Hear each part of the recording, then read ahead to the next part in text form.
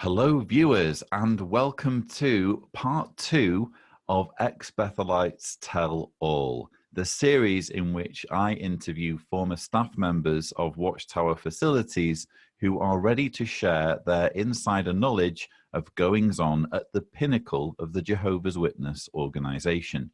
Joining me for what I'm sure will be a fascinating insight into Bethel's inner workings are Brandon and Kevin. Brandon served at Patterson from 2009 to 2017, working in the computer department, and Kevin worked at Wallkill from 2008 to 2015, working in the shipping department. Brandon and Kevin, thank you for joining me. Thanks for having us. So we were just talking off camera, and first of all, Kevin, I'm right in saying that you actually served for a while alongside a friend of the channel, XJW Fifth, who was on the last episode. Yeah, that's correct. We both worked in the shipping department, and that was actually a big help when I was waking up because I came across his story video, and it was helpful to have someone making content who I knew, who I had personal experience with, and I knew to be a good guy. So I'm eternally thankful for all of his work online and for working with him. He does fantastic work, and yeah, it's nice to see that we have a mutual friend there. And Brandon, I don't know how much this applies to you as well, Kevin, but I know certainly, well, it does apply to both of you. Both of you, this is your first time on camera talking about your experience on YouTube, on a video where you know you're going to be speaking in front of thousands of people potentially. What's brought you to this stage? You want to go first? Sure. Yeah, I'm actually thankful that you asked that because I want to make it really clear that there's absolutely no anger or bitterness in me over my time at Bethel. Much like Jordan mentioned in the last video with himself, my experiences were really, really good. There were bad times. I had bad things happen to me or things that were frustrating, just like we would at any other time in life. But overall, I met some great people. I was treated very kindly even when I left under extreme cognitive dissonance. I learned a lot. I'm the man I am today because of the time that I spent there. And so a big part of why I want to talk is to bring attention to the ecosystem that is Bethel. It's very unique, and the people that are there go through difficult times and are being victimized by an organization that already victimizes all of its members. And I think we've seen that more clearly in the last year with things like Pillowgate. So I guess kind of just want to lend my voice to bring attention to what it's like to be a Bethelite and kind of help build compassion in the XJW community for what it is to be back there and what it's like to live and work there. Well, I certainly applaud that. And Brandon, where's your head at doing this video? Very, very similar to what Kevin said. I don't have bitterness towards anyone that I served with. I actually, when I left Bethel, they made a very nice video for me before leaving, and I watch it often, and it gets me. I had really good friends at Bethel that, once they realized that I was no longer attending meetings, and slowly the word got out, completely, shut the door. But congregations up there, and even the congregations back in Alabama where I grew up, like, I have no hard feelings towards any of them. But like Kevin mentioned, there are things that can be brought to light about life at Bethel, and that almost the cult within the cult. And at this point, I'm already being shunned by family. So I feel like hopefully what we can add to it will help people staying true. That was one of the things that really helped me, was how accurate things were when I was watching. So hopefully we can add some extra color so that people that potentially are still in Bethel or left Bethel will say, hey, that is exactly how it was. This isn't fluff. This isn't exaggeration. And hopefully to give them a little bit more to help them wake up. So yeah, that's the my aim goal. here is to be as accurate as possible, to not sensationalize, but to just paint a fair picture of what life is like in Bethel, because obviously the vast majority of people watching this will have no idea what it's like. I opened the last video in this series by referring to the rule book. The title of the book escapes me now that Dwelling Together. Dwelling Together, unity. that's the one. In Dwelling unity. Together Don't in forget Unity, the yeah. unity. And it really is quite an interesting book to read, because it shows how codified and regimented life is at Bethel. Would you say that it is like that it is very rule-based in the Bethel environment? I would say so. I think that dwelling book was almost our internal scripture. Quite often, I can't say I remember too many of the counsels that I was given, but very often it was referred to as paragraphs. So the whole book was a running paragraphs numbered all the way through. So they would almost like quoting a Bible scripture. Paragraph 58 says, da da da, and we were told that every one of those paragraphs was there for a reason, because something had happened in the past, and that paragraph was there to make adjustments. So yeah. Sure. And Kevin? Yeah, this is actually something I was thinking about last time with Cliff and Jordan's episode. There's a strange duality to Bethel, because it is extremely rule-based. The dwelling manual actually includes that you must shower daily, you must bathe daily. It's that granular. But at the same time, much of Bethel is run on the honor system. So like when you go in to buy stuff from the commissary, you check yourself out to get your food, your snacks. No one's there watching you. Even last time, the Gilead meal tradition of drinking before lunch was brought up. And the thing is, it would be really easy to criticize Bethel if they didn't have that much freedom. So there is a lot of freedom for Bethelites to work on the honor system. You're considered to be an adult. You are a full-grown person. If you're not studying, no one's checking in on that. No one's checking in on a lot of those things. If you're not studying, if you're not going to meetings, those things will be noticed, but you're very much an independent person. But that's existing in duality with a lot of tiny little rules, like what you can or cannot do with silverware and cups. What does it take to get into trouble at Bethel? That's what I'm interested in. So if you're just there to kind of mind your own business and have as hassle-free as existence as possible, how would you go about that? And what sort of things would people typically get in trouble for?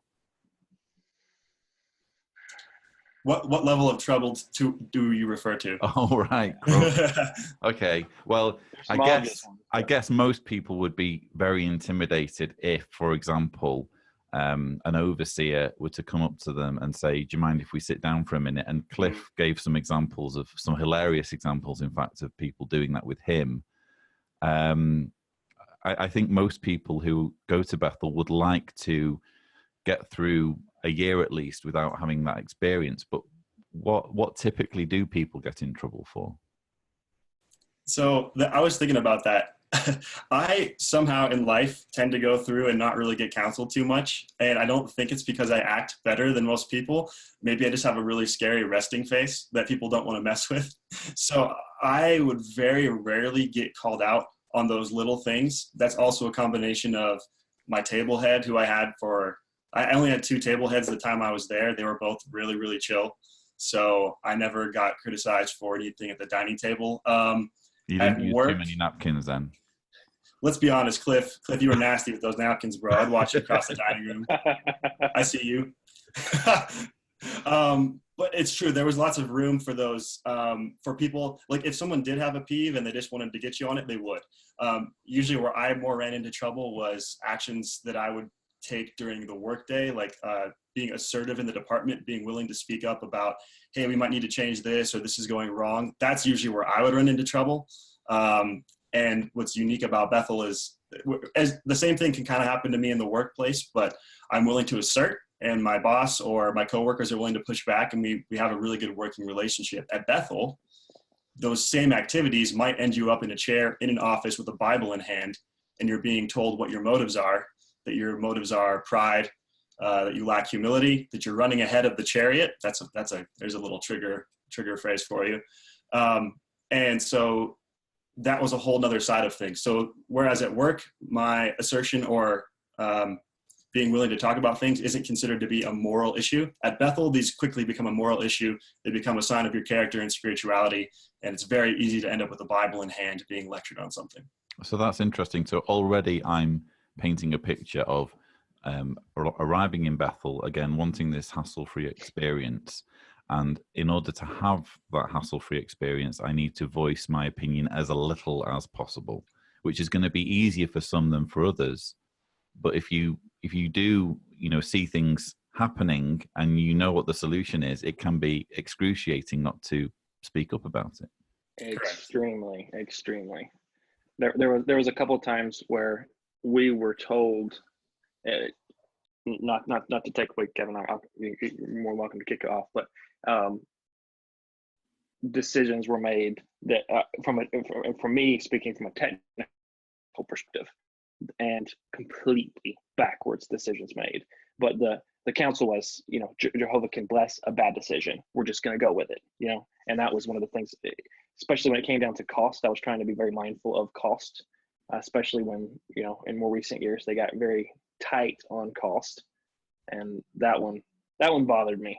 But did you say that the response was Jehovah can bless a bad decision? Jehovah can bless a bad decision. Yeah, Jehovah can even bless a bad decision. So that was kind of their, this person above you made this decision. It was very political, and that was one of my, I'll talk about that later, but it was very political. Someone would make a decision because they had some merit based off of perhaps who they were drinking with or spending time with.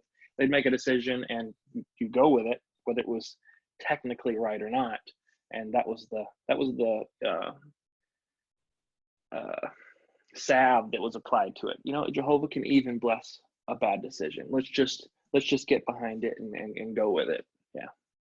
So we're going to go into, I've asked you both to think of three or four anecdotes each so that we can just do what we did in the last video and go backwards and forwards. One thing that I don't think we covered too much in the first video was the governing body members themselves, because let's face it, they've become so visible, particularly in recent years.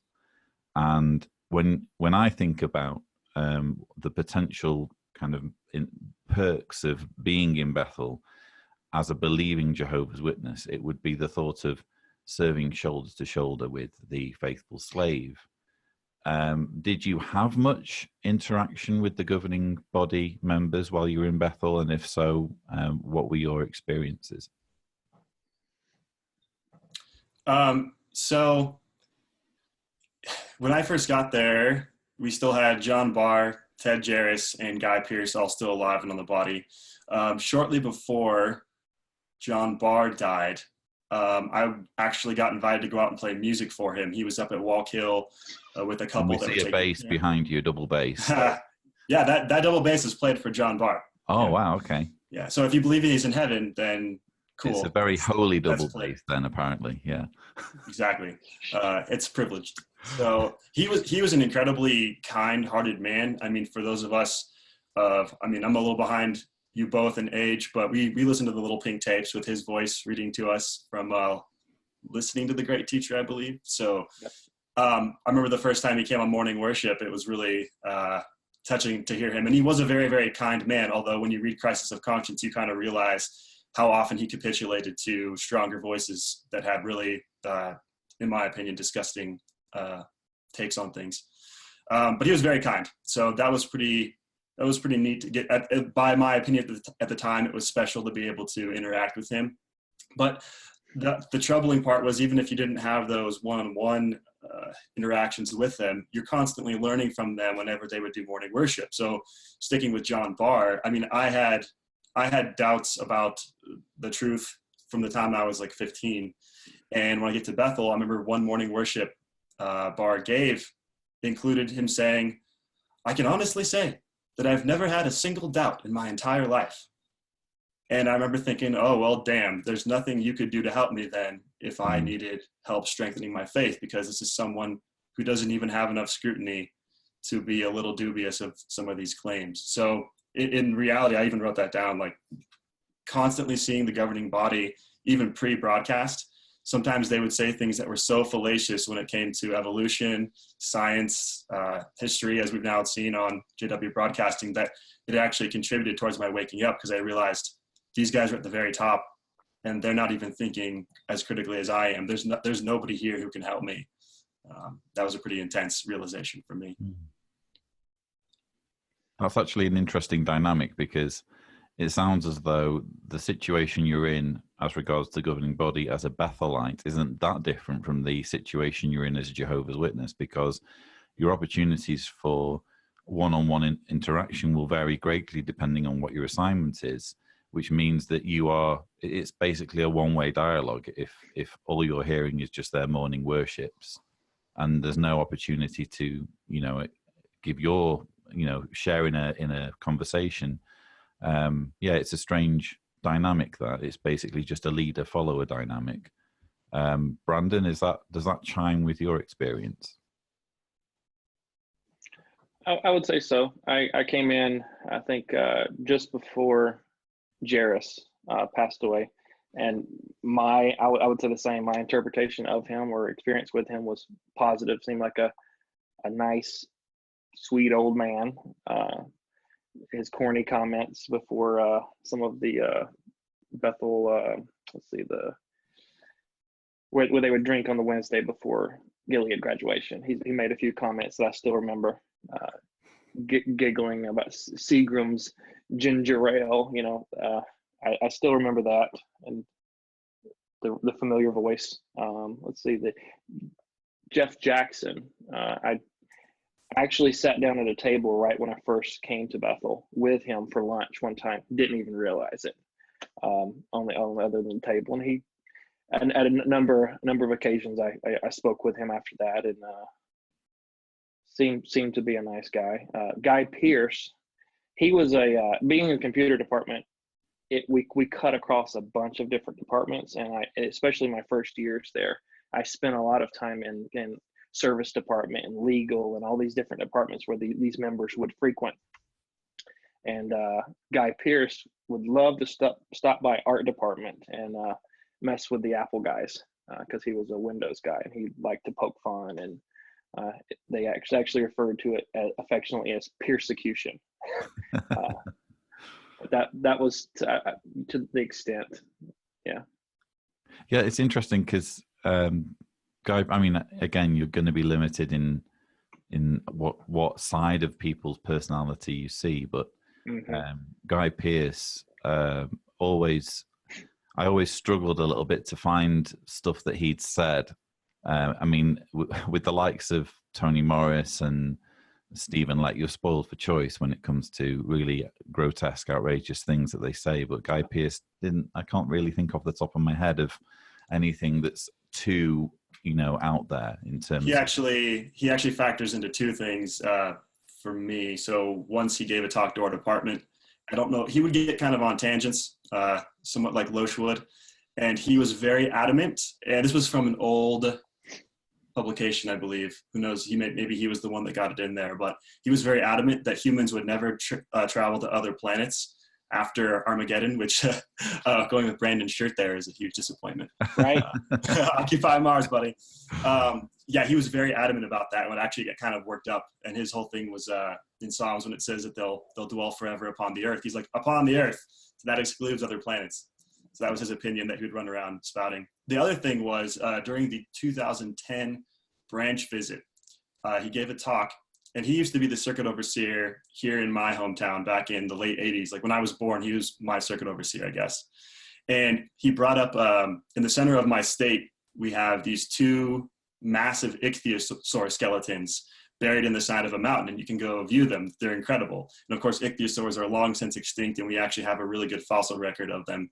They're aquatic reptiles. They're not related to anything else today. It's a perfect example of evolutionary evidence, and you can go look at it with your own eyes. He brought it up during a talk in 2010 as an example of Noah's flood. He's like, how else would these aquatic creatures end up in the middle of the Nevada desert? And I remember thinking, oh man, like I'm in big trouble, because he doesn't even know basic geological history or where these things came from. So yeah, those are two memories of Guy Pearce that kind of stick with me. Interesting. So, and you've already shared some anecdotes, both of you, but I'm interested to know, having been tasked with thinking of anecdotes, which stories you chose, because I'm sure you have numerous stories that you could choose from. So I'm fascinated to know which ones made the cut. Feel free Personally, to. Personally, I had a hard time narrowing them down. There's so many of them. I think from a technical point of view, and feel free to stop me if I'm going too deep here. But while at Bethel back in 2012 was a time when the hacker group known as Anonymous actually launched an attack, put a YouTube video out, and had a paste bin where they were all accumulating data they were collecting. And as a nerd, I was very familiar with them and followed them, some of their operations, well before that happened. And I was completely surprised when it happened. But internally, oh, wow. To grab the expression, it was like kitty cats on a hot tin roof. They were scared. They went into lockdown, did they? They went into lockdown. They were admonishing the Bethel family not to pick up any thumb drives along the tour route and plug it in, and be on the alert for things. And I think we got in the computer department, we went on mandatory overtime. We got probably 6 to 8 months worth of work done in 2 weeks, just because the governing body they were serious. They were typically, they were very, they did not want you to take down anything that would affect the Bethel family, the computer systems, because computer systems cut across Bethel. Bethel used computers for everything. So if something went down, Bethelites are twiddling their thumbs. But during that time, we had a blank check. Take down whatever you need to do to patch and update and secure everything the best you can. They were scared.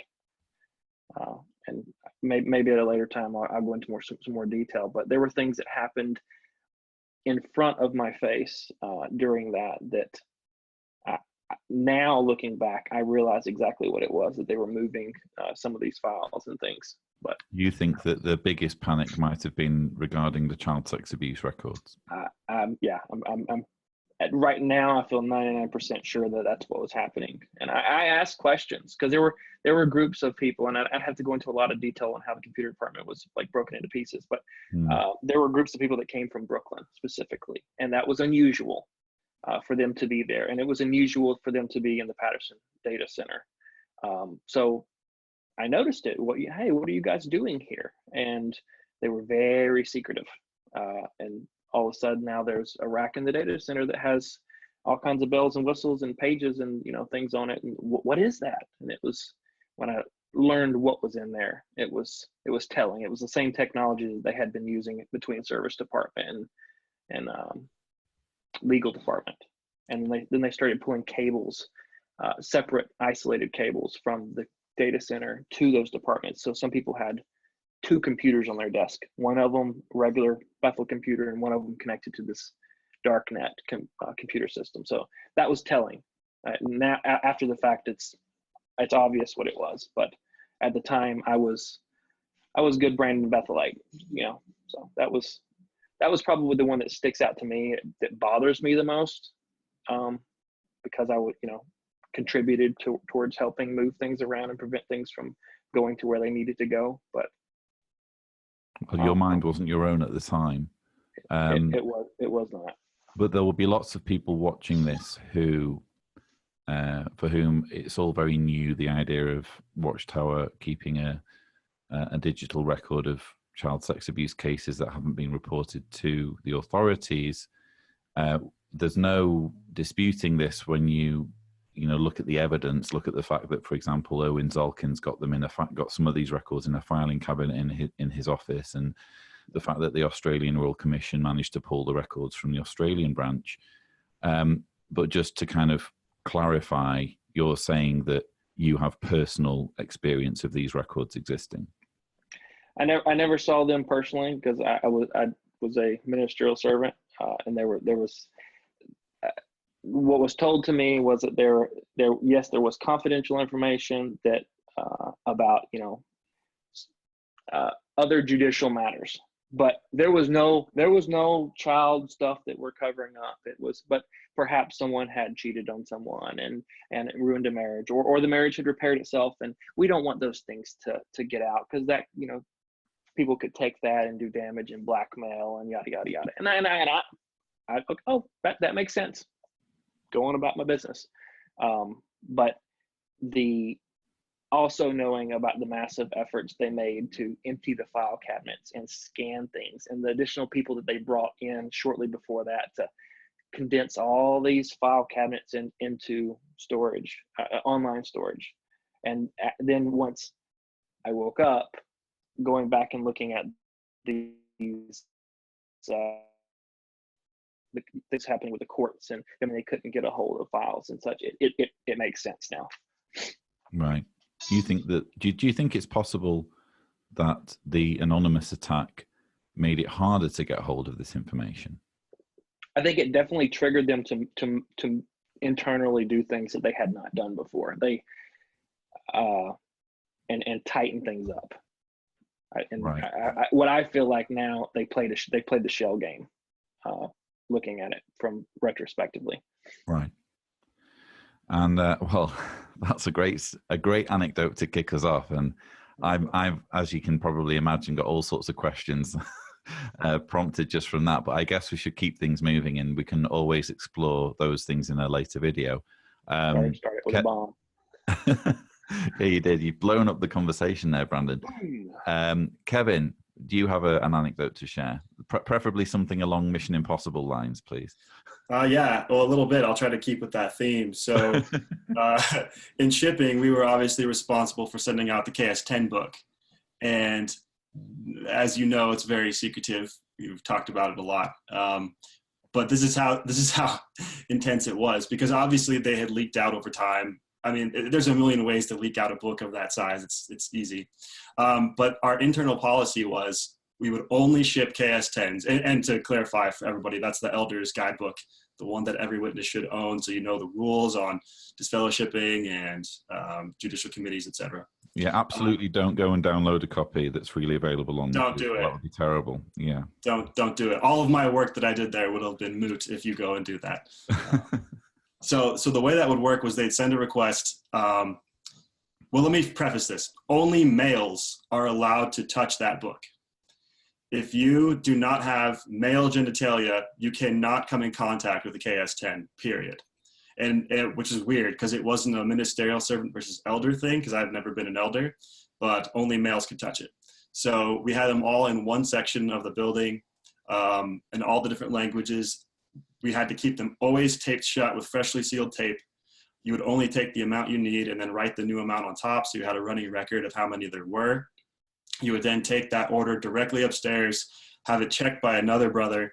They would have to sign it. You would have to sign it. So there was duplicate signatures. When you shipped it, you put them all in a box. You labeled it yourself, and you taped every single opening on that box to try to prevent it from breaking during shipping. And not only is this, it's weird on a number of levels.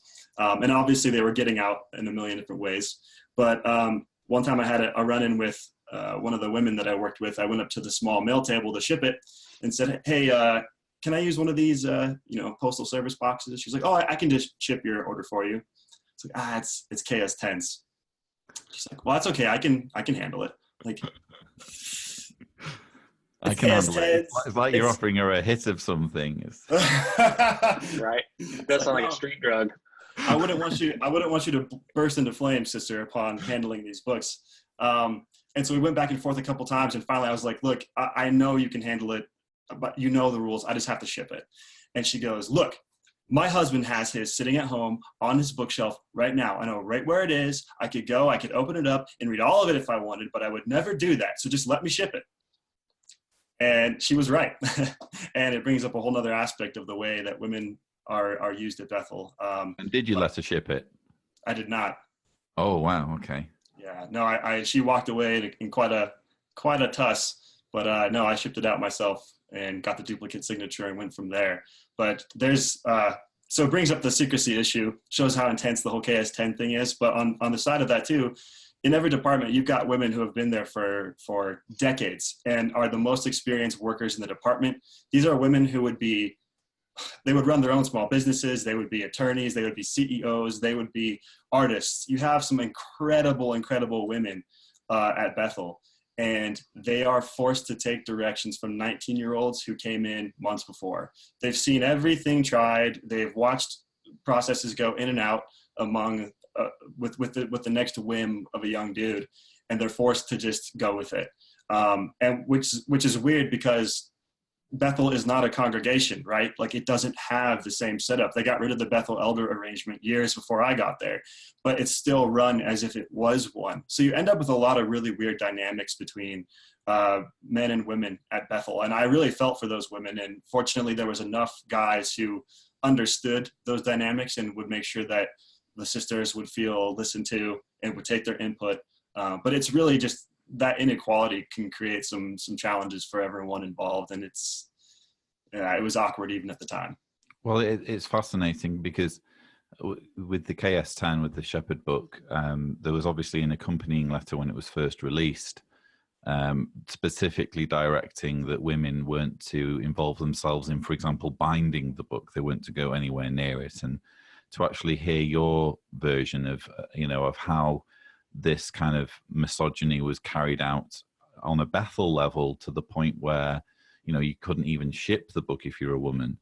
I think the Shepherd book was one of the things I had the biggest problem getting my head around when I was first waking up, because here you have a set of rules that applied to everyone, that applied to both men and women, but only, not just only men, but only a certain rank of man can read this publication, even though it applies to everyone.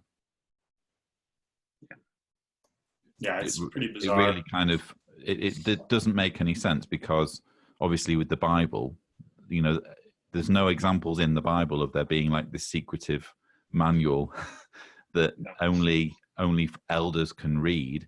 The rules are in the Bible and the rules are applicable to everyone. So why shouldn't the same be the case with the Shepherd book? Yeah, agreed.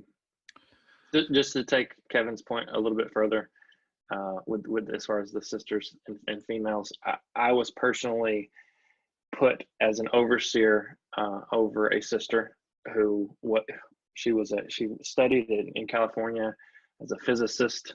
She had worked at one of the particle accelerators, and she knew way more than I knew. She was actually my mentor, taught me most of it. She should have been my overseer had she not lacked male genitalia, and that's what it came down to. And I still love her dearly. She was awesome, but that was one thing that it bothered me while I was at Bethel, and I knew it. I knew that this lady should have been my overseer, but because I was male, it was on me.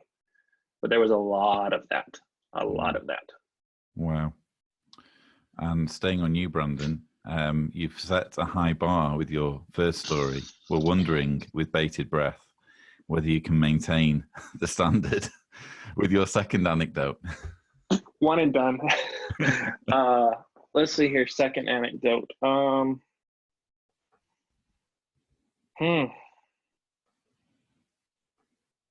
Yeah, I think let's see.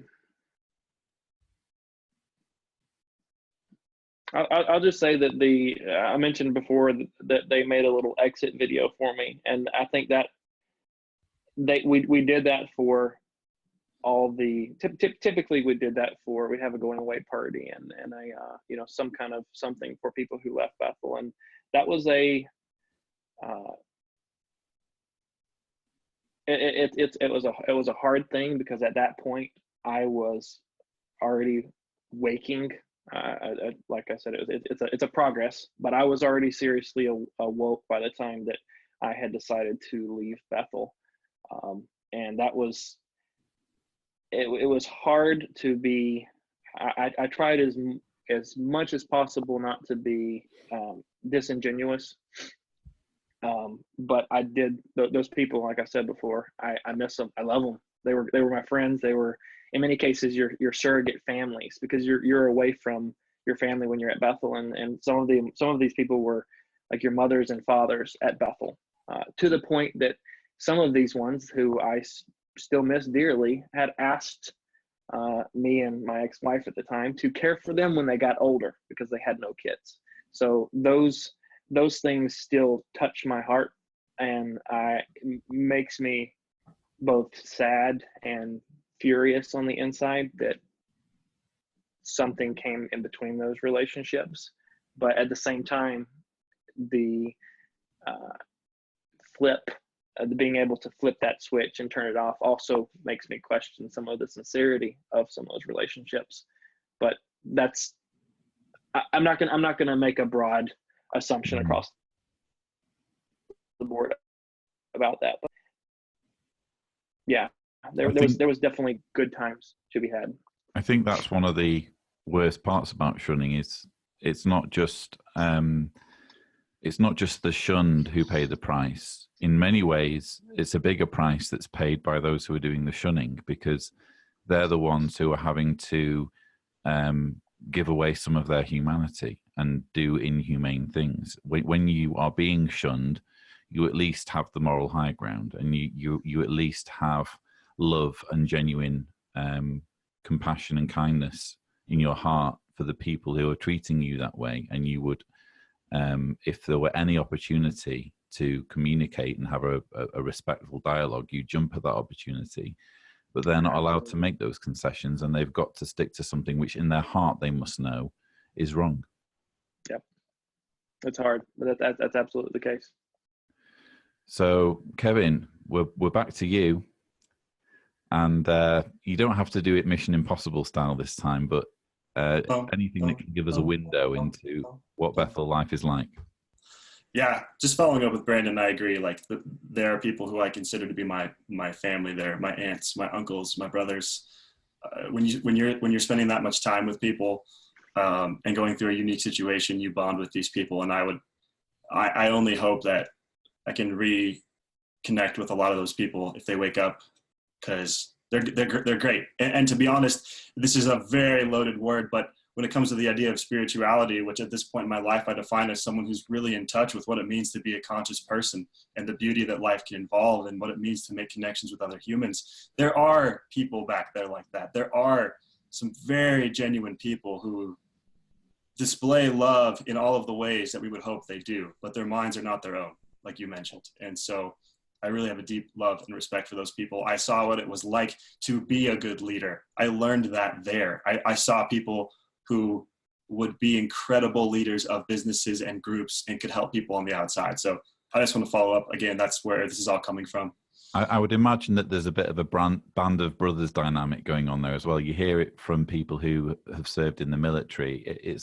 It's almost like, and they say things like, I wasn't fighting for my country, I was fighting for my brothers, for my fellow soldiers. And I think when you go through an experience that's particularly one where there's perhaps a negative or even traumatic element, the thing that kind of gets you through is those relationships and that solidarity and people having each other's back. I think in similar terms to my time at ministerial training school, and that was just 2 months. So I can only imagine what it must be like to be in close proximity day after day with the same people. You must form incredible bonds, and that's come through in what Brandon was just saying, and it sounds like you're echoing that. Well, particularly once you get up to the point where you've spent over a half decade of your life, and I mean, there's people that have been there for decades, but I remember there came a point when I looked around my department, and I was a coordinator for quite a while by that time, and I'd be looking over 25 to 40 people on any given day. And I remember looking at all of them and thinking, the only person who was here when I got here are these sisters, the ones who have been here 10, 15 plus years. So you really start forming a deep connection with those who outlast kind of that basic 1 to 2 year period. And in line with that, you really start to care for these people. And particularly once I got into coordinating larger parts of the department, these people are under you. These people are looking to you for guidance. They're looking to you for care. They're looking to you for direction. And that's a big responsibility. And sometimes that would be betrayed. So this kind of ties in with how image-oriented the entire organization is. But of course, at Bethel, this is the next level. There's witness standard, there's Bethel standard. And this would lead to some pretty, Okay, so during the 2014 International Convention, we had people coming in from all over the world because we were hosting some big conventions throughout the country. So from all 7 continents, we had visitors going.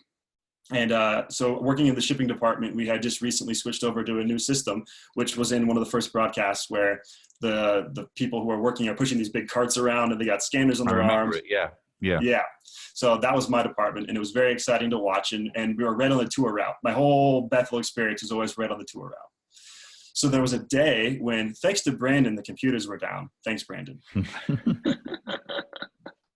So yeah, we were having kill. Brandon would be a smoldering heap. Yeah, exactly. We were having a bad computer day, and we knew we were going to be down for the entire day. The decision came down from on high that instead of using the dedicated funds and the volunteer time of the department to do other work, they were going to have like 10 people pretend to work so that those who were on tour would see the department in action. So there were like 10 to 15 young guys running around, pushing carts, pretending to scan things with their scanners, and then putting books in boxes that they were later going to have to pull out. And the worst part was, like, not only was this foolish and a huge waste of misleading. You're doing something to mislead people. Yeah. So that was the basic problem, was that you ended up with these 10 guys who all went to oversight and said, we feel guilty for what we just did. We lied.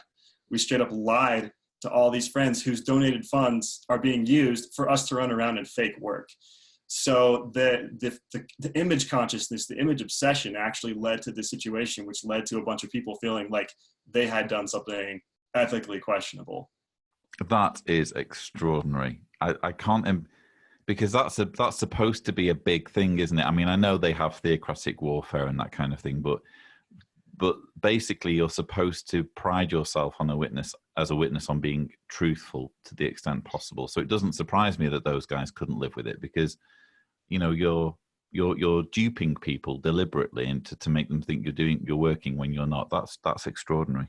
That was a memorable day, and a lot of people were not too happy about that. And that, again, that draws attention to, there are really, really good people at Bethel who do have really strong ethical standards and are there because they believe they're doing the right thing. And so we mentioned how it affects women. Here's how it affects other people too. So the Bethelites are, this is some of the victimization that happens inside of that ecosystem. And that's just one story that shows it. Sure. Yeah. I'll take that a little bit further and outside of the bindery. Kevin, did you have tour guide training? Yeah. Did you ever attend those? Yeah.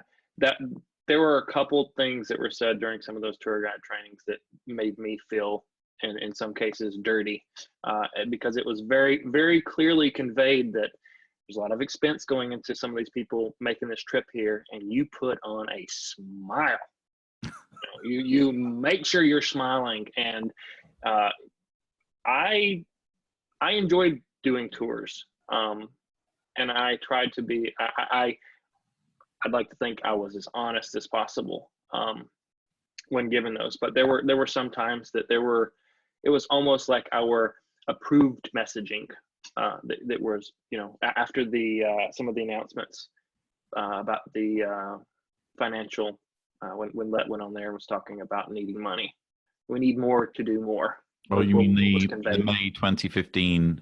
May 2015. Shortly after that, we had a lot of people coming in on the tour route that were asking those questions. Are we running out of money? What's going on? What's going on? And it was, we had I was given, I don't know if it was everybody, but we were given a pretty specific messaging as far as that was concerned. And we're not running out of money. We just want to do more. And, right. So it wasn't like you had your own kind of free reign to answer that as you saw fit. It was, no, this is the message and this is what we're telling people. Yeah. And that was the vehicle by which they distributed that was in many cases our tour guide training, which was if you were at Bethel for a certain amount of time. I don't remember the year requirements. You remember that, Kevin? But if you were there for a certain amount of time, you could go. You could become a tour guide, and then you had to go to these annual tour guide meetings where they would, I think it was a year. Once you were there for a year, you were trained as a tour guide. But shouldn't the whole principle that Watchtower was founded with was that we're never going to ask for money because it's Jehovah's organization. So when the God who can supply everything stops supplying, then we're going to shut up shop. So if I don't understand this logic of we just want to do more, surely the amount that you do, it depends on what people are voluntarily giving. I would say from a computer department perspective, we internally referred to it as the time of the skinny cows. And we had been spending. I mean, some of these questionable expenditures, in my opinion, but we spend freely. And in some of the cases where I tried to, your audio just broke up there, and you're making a very important point. So yeah. So you did you just say that some of the expenditure was questionable? Some of the expenditure, in my opinion, was questionable. Some of the we'd spend for reasons that I did not consider frugal or necessary. But then there were some times where we would just. Are we talking like hot tubs for Tony Morris? No. I'm talking about specifically computer related. I'm talking about massive storage and massive compute, and things of that nature for our data centers, because that's what I was involved in. That's what I could see money being spent on. But there was one situation in particular where I remember we were charged for something, and I was actually questioned, why did you pay? It was a couple $1,000s, but why did you authorize this? And I didn't authorize anything. And when I went to try to work it out with the external vendor to get that fixed, and I had proof that I had shipped it and it was opened and received back under warranty, and I got my hand slapped for even trying to reach out and contact the vendor directly so that we could make sure that I was operating from, this is the widow's mite, make every penny count. And I got my hand slapped for trying to do that.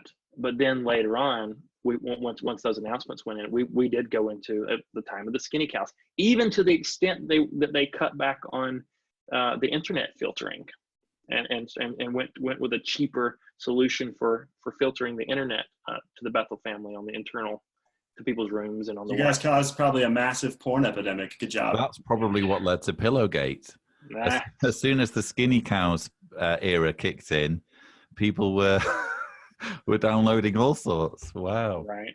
Maybe, I don't know. That was something that happened though, and it was the brothers that would follow up on that. There were a couple incidents I remember vividly, giving people calls to their rooms for something else related to network, and again, to use that expression, like kitty cats on a hot tin roof. You called from the computer department to some of these rooms, and it wasn't me. I've been on vacation the whole week. Something just popped up on my screen, and I did my best to click it off, but I ended up clicking the wrong button. Yeah. Right. And some of the non pornographic related incidents that would, if you tried to visit something and you got that pop up that said, hey, you've been blocked in it. You've been blocked for this reason. I think the pornographic ones were followed up with by elders in the computer department. But some of the non ones we would follow up on. If it was, there were other reasons why things would get blocked that were not necessarily considered moral issues, but that we would follow up on. I actually think that was probably another one of the ones, if it was apostasy related, that somebody else would follow up with. But all of those went into like a queue, and they were separated and pulled out. And that was quite telling, the times that you'd call people and they were nervous. And sometimes it was a room full of a couple guys, or sometimes it was a married couple, and it was, you could detect pillow feathers everywhere. Yeah, right. Yeah. So you mentioned that if it was pornographic related, there'd be elders dispatched. Did you hear anything through the grapevine about those incidents and how they went down? Or I had a couple friends that actually left because of it. There was a couple morning worships. Kevin, I don't know if you remember this, but there were a couple morning worships that were pretty direct about the number of people that were leaving Bethel a week that went across one of the committee's desks. I can't remember exactly what committee it was, the publishing committee or something. Got or a personnel committee. The personnel committee, how many a week that they were sending home because of, they had been caught by the computer system, had tattled on them. But yeah, that was actually very frequent. The pornography thing was big. I know of one department where the overseer called together all of the guys that worked there. It was the infirmary, so it was a fairly small department, but there was probably between 5 and 10 guys, and then there was an abnormal number of single women who were working as nurses there. And their overseer told them, if you ever look at pornography, do not come to work the next day. Stay home, call me, you tell me what happened, do not leave your room. I do not want you anywhere near the females in our department. So just to kind of help demonstrate how much fear was involved with that. Because it's such a crazy, I don't know what he thought was going to happen, that pornography leads to some sort of rape crime, but that's the level of fear. Quite a bit of naivety there, isn't there, really? Wow. I seem to remember one of our, it was a Bethel entrance school, or maybe it was Pioneer School, because they actually came through and did Pioneer School for Bethelites at one point, and I attended that. But they were it was another one, I think, was it Fifth or Jordan mentioned in the last one about, basically the fishing expeditions that would be done. And they actually named off some serial killers, well-known serial killers. And obviously I can't remember which ones they were, but vile individuals. And what did they all have in common? They all viewed pornography regularly. And it was another one of those, all right, who looks like they're shifting in their seats, That's a really fun correlation versus causation fallacy. Right. Yeah. Right. Well, they also breathed. Well, Brandon, you've smashed it out of the park again with the skinny cows story. Wow. And again, leaving Kevin with the task of trying to come up with the goods. So, Kevin, what have you got for us for your final anecdote? Yeah, I'll preface it with this. Coming in 2008 was a really unique time. When I got to Bethel, songbooks were brown, Bibles were black and maroon. The iPad was 1.5 years away from being released. You're describing how the organization was just before I left. So yeah. Correct. When I got to Bethel, it was old witness world. You were considered a little bit shady if you brought a printout of the scriptures to the Watchtower on Sunday. And if you were the Watchtower conductor, you must open the Bible to read a scripture. I remember people were very down on social media, down on electronics. Watchtower.org was the main website that you go to for info, and it looked like this. Oh, yeah. I remember. Yeah, that's taking you back down memory lane. Wayback Machine. So that's the Bethel that I arrived to.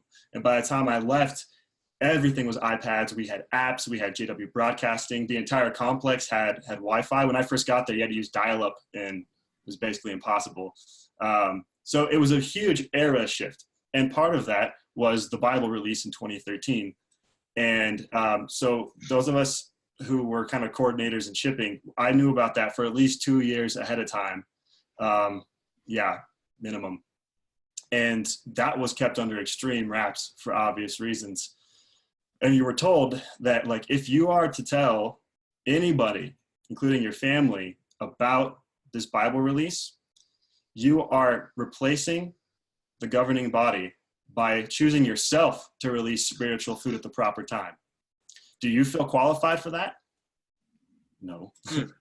So that's how intense that whole thing was. And it was kept under so much wraps that the week before it was released, the overseer of the press room department, the guy who actually was responsible for printing the pages, his wife bought him one of those fancy custom bound Bibles from someplace on the West Coast, and she gave it to him a week before the new Bible came out. That's how tightly held that secret was. But what it caused was a lot of suffering. Just before, because I can remember before the release came out, because I was watching like a hawk any kind of videos, because this was before JW Broadcasting.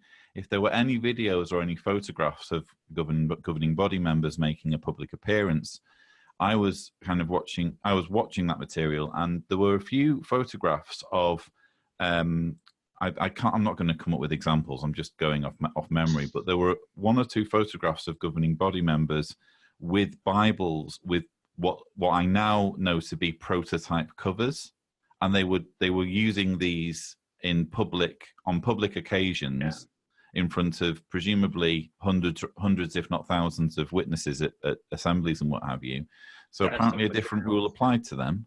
Well, not exactly. Like the bindery was doing a lot of materials testing at the time. I think this was even as early as late 2010. So like my congregation locally was a test congregation. So that like one guy had like a camel colored Bible. One person had they had some black and maroon going. We had like probably 25 different materials in the printer that were being tested. And some of those were the governing body were using as well. So it was a testing phase. Although, if you're going to keep it under wraps, just use a black or maroon Bible. Yeah, I think those were actually old Bibles in just the newer material skins, correct? I don't think the new Bible had. Oh, I don't doubt that. I'm just thinking purely in terms of if it's that tightly under wraps that you're basically guilt tripping the Bethel family by saying you're taking it upon yourself to give spiritual food, then I think the humble thing for the governing body to do would be to use black and maroon right up to the release. But that's just my opinion. I think at least in the States, it probably flew under the radar because it is, I don't know how it is in the UK or mainly in Europe, but it's very common to have a custom bound Bible with different colors, multiple bookmarks. So I think it was able to fly enough under the radar. But this caused problems for people in the shipping department, particularly the guys whose job it was to answer phone calls from congregations. And as we ran out of Bibles in, I think, late 2012 in the shipping department. I remember, yeah, it was bad news. And so these poor guys were getting phone calls every day. And it got to the point where not only were they getting calls from elders and literature servants who were freaking out, then like sisters started calling. And so they would get these calls. I remember one in particular, my friends who worked in there told me that this lady called up and she goes, "Where are our Bibles? Are we not the Watchtower Bible and Tract Society? Where are the Bibles? What are you people doing back there?" And so like every day I would see these guys come out at 5 o'clock and I'd be like, "Hey, how was the day?" And they're like, "Dude, October cannot come soon enough." It was just every day getting slammed. So that was kind of a unique time to be there. And then to help pass out the Bibles, it was exciting at the time. But kind of a weird phase. Yeah, I can imagine. Yeah, well, that was one of the fascinating things about the launch was they launched the Bible having kind of engineered this scenario where people were without Bibles and hey, we're riding to the rescue to solve a problem that we've caused by pulling back Bible production. Wow. Well, it's interesting to get that inside perspective, and indeed both of you have really delivered the goods. With some fascinating anecdotes, but you began, both of you, by saying that you wanted to be as fair as possible and to stress the fact that there were good sides to your Bethel experience. So how would you both, what were the best parts of being at Bethel? I would say, so depending on where you grew up, you may not have had a lot in common with your peer group, or you may not have had a very big peer group. So like I always loved to play music, and that was always kind of a limited thing here where I was from. I had people, but it was limited. At Bethel, now you live on a complex with 2,000 people, and you have 6,000 people at your disposal. I played more music in those years than I have since, and it'll be hard to get back to that level of playing. I'd play for weddings, we'd play for events. I had like a jazz group, I had like a little rock group. We would play for the visitors when they would come. And there was a million other things I enjoyed doing for which I suddenly had a peer group. So really that sense of being able to build yourself a group of friends and a family. And it is true, like they always say that you're going to grow when you go to Bethel. You're exposed to 10 times more experiences and 10 times more people. So absolutely it helped me grow as a person socially and otherwise. Unfortunately, it was under the oppression of a cult, but definitely helped me to grow as a person. And I am thankful for all the people in my life that helped me to grow in that way. Excellent. And Brandon? Very, very similar comments. I think, let's see if I can get back to the one thought I was going to try to bring out. Good people, good experiences. It was definitely a melting pot as far as culture, and the friendships that I made They were good, genuine friendships. There were good, genuine people there. I still, I've said it once, I've said it twice. I still miss a lot of those people. It was a band of brothers situations, and when we had hard times, when we were discouraged because of the political, what I didn't expect coming to Bethel was very, very political, and a lot of things were just because of who you knew and whatever. And we had, you know, a group of guys that we'd get together and we'd be honest and we'd open up and we'd talk.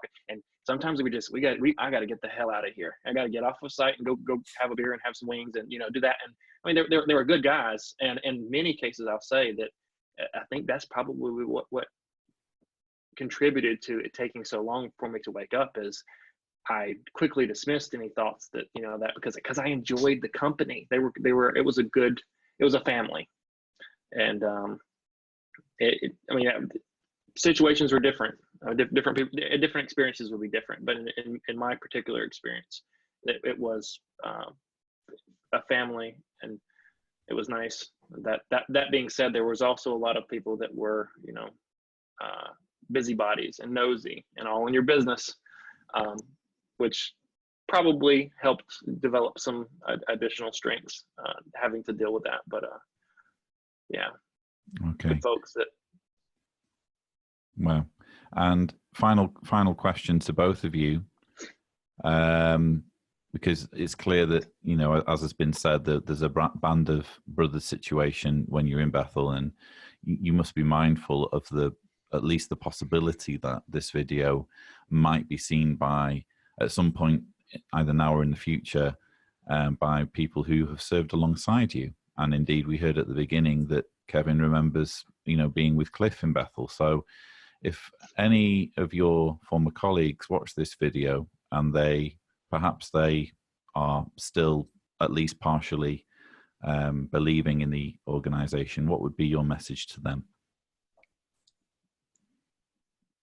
I mean, just that I love you guys so thoroughly and from the heart for everything that you taught me, for everything that you built me into, for all the strengths that you gave me, for teaching me what it is to have people that stand up for you, people who listen, for making me the man that I am. Where I'm at right now is because I came to realize that you can't choose your beliefs. And I don't believe the Jehovah's Witnesses have the truth. But that has nothing to do with you guys. I love you as thoroughly as one possibly can, more even now that I'm far more emotionally healthy than before. And I even wish I could have given you as much as I feel I could give you now as a friend and as a brother. And it's very satisfying to be able to call all of my humans brother at this point, brother and sister. It's a pretty amazing feeling. So if you ever see this, know that I'm here for you. You can always reach out to me, and I have no ill will and want nothing more than to be here for you for as long as we're all here. Beautiful. And Brandon? I may have had a couple bombs, but he had the words. I completely agree. If anybody watches this, I miss you guys. I love you guys, and I would never deliberately do anything to hurt you. So, I mean, I've made my decision personally, but if I did not feel strongly about my decision, I would not have left. So, and I would not encourage you to do the same. But it's a different world, and it's a better world. And I'm here if reach out. My number's still the same. My email's still the same. Lloyd, is it possible for me to say one last thing? Go for it. This is for the ex-JW community. A big part of everything I've shared today, again, comes from a place of love for Bethelites and Jehovah's Witnesses in total. And for the ex-JW community, not for everyone, but for some, I know that Bethelites can be a really easy target for scrutiny. These were often the goody two-shoes. These were often the self-righteous. These were often the ones who were willing to step over and around you, call you out on things to get to where they were at. And they're a very easy target group for this. I love the word schadenfreude, taking pleasure in someone else's misfortune. It's very easy to do with Bethelites. They're close to the governing body. They're an easy target. Here's the thing, though. I think Pillowgate it really taught us a lot. It is humorous. It is funny, some of the practices we hear about in there. Here's why it's not funny, and here's why, as an XJW community, I would encourage us to band together to think about this. Think of the desperation level it takes for someone to try to find sexual satisfaction against a pillow. This isn't something that you set up and do. This isn't something that you think about all day and are looking forward to this. This is the act of desperation of a person who is so starved for human companionship and touch and connection, and is trying not to use their hands, is trying to follow the directions of a cult, and is trying to find, is acting out of desperation to do something that we can all sit back and laugh at. And it's because it is funny, but it's not funny as to why this is happening. And I've known people, I've been one of those people myself, where it's very hard to live in this way. We can see what happens in the Catholic Church. We can see what happens in Jehovah's Witnesses because of it. So let's be very sensitive to this and not sit back and laugh, because that's what Gary Bro and the service department are doing. They're judging these people on their actions, on their sexual actions, what they're doing. Let's not stand alongside their oppressors, the people that are causing them to do this. In the same way that I would never judge a gay person, I think it's great that a gay person that comes out of the organization now has freedom. I think it's great that someone who is currently having to resort to touching a pillow and then having to confess to it, I think it would be great for them to escape too. This is not normal human behavior, and let's have compassion for that. And I love you all, and I'm saying that out of love too. But remember that these are victims, and these are the people that need our help and compassion the most.